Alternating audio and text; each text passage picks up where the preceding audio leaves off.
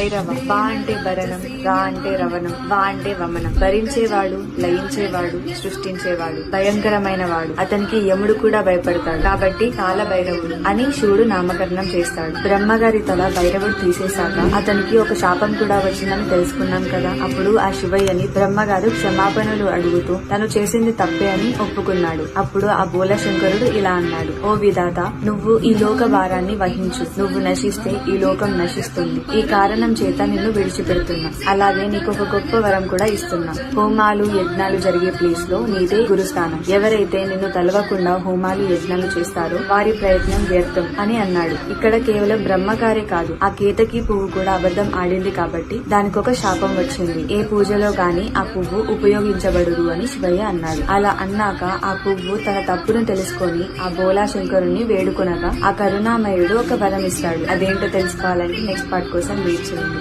ఓం నమః శివాయ.